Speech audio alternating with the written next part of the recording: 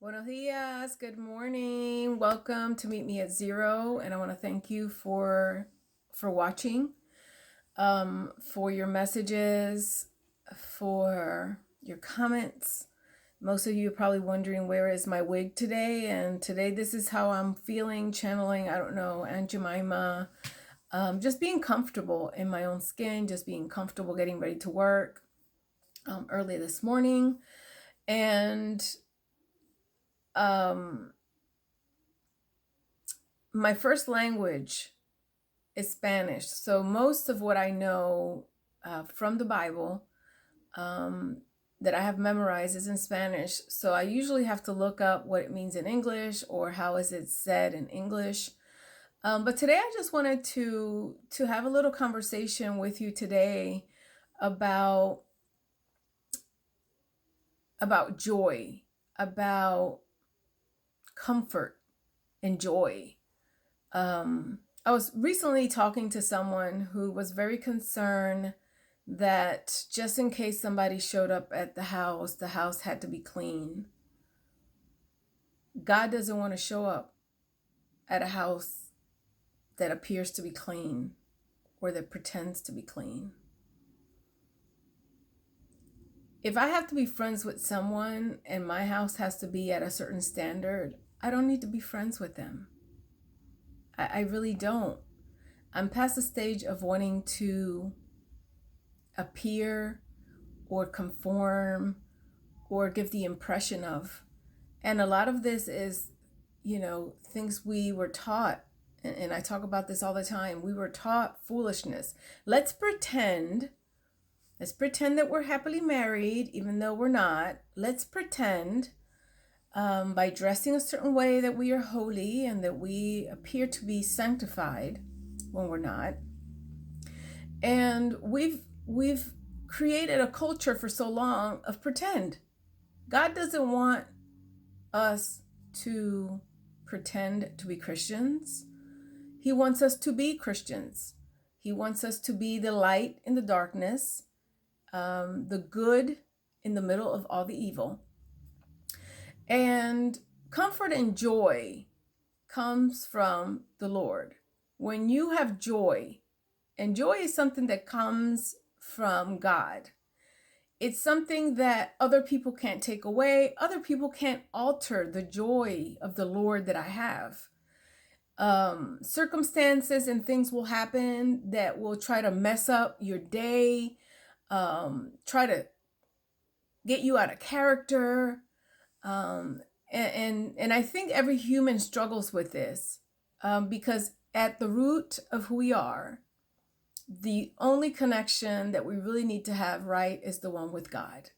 And if we have that one right, then everything else falls into place. But for the most part, we try to do everything backwards. We try to befriend everybody and make everybody happy. In the middle, we are unhappy. But when we're happy with God and when we're happy in knowing and accepting who we are and when we're comfortable within ourselves, then it's easier just to be ourselves around other people. And we give out that flow from the Lord, that flow of comfort, that flow of peace, that flow of love, that flow of non-judgment, that flow of grace, that flow of mercy on other people.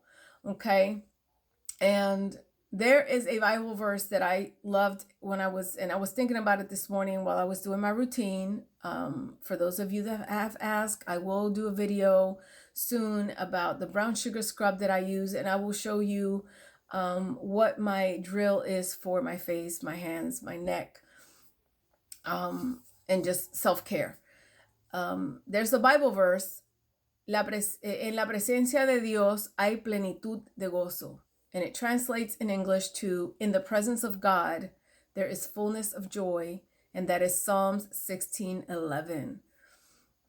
When you are, and let me just say that this is an opportunity for everybody. This is not, you have to be at this level to have fullness of joy, and you have to be leading here to have fullness of joy. And you need to be having this house and this car. You could be broke and living under the bridge and have joy because you have God, and that's all you need. And in the natural, we don't get that because for us, oh my God, my bed and my comfortable bed and my comfortable stuff. And, a lot of times when you think about it, and I catch myself because I'm one of those people that I like to better myself. I like to upgrade. I like to, live comfortably within the means that God gave me. But that's not where my joy comes from. My joy comes from whether I have everything I have now or whether I don't have anything. That my joy comes from God, from his goodness, from doing to others. And I think a lot of times that a lot of people are not experiencing joy because once you get the joy from the God, you don't retain the joy. It's not like, okay, I'm going to keep the joy all bottled up in here and I'm not sharing it with nobody. Let me zip it up so it doesn't get out. And that's not the purpose of joy. The purpose of God and all the things that he gives us is that we will share them with those around us. Okay? That it flows, that they see what kind of life do you live? Where have you been and where are you going? And how did you handle yourself in this situation or that situation? Because I'm past the point of looking at people, honestly, as perfect. Anytime I see someone put too well together, I'm looking for the tail. I'm looking for what's going on here, because I know how broken I've been. I know how broken most people are. And so in our brokenness, it's our connection, our direct connection to the Father, and it's our direct connection to each other. But in all, you can have great joy and comfort in the Father, who is always consistent, who is always there, who is always providing, who is always listening. And at the simple mention of his name, he is ever present.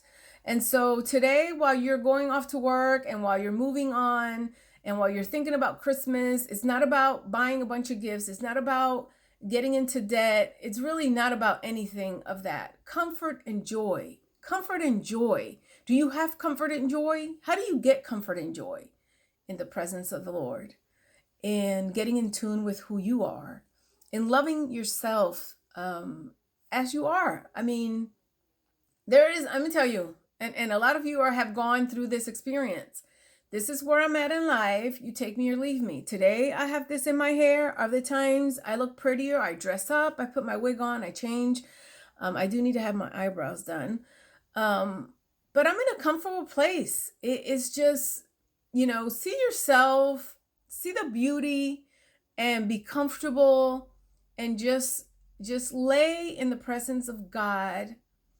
And if you don't have comfort and joy, maybe it's time that you start laying things at the cross and leave them there. Stop picking them up. Tell God about these things, and in the measure in which you share this with God and you release it to him, then you have comfort that some things are always going to be out of your control, because that's another thing. Stop wanting to control everything and be a control freak and things have to be like this in order for things to work out. No, things will work out, period. One way or the other, they work out. Just enjoy the moment.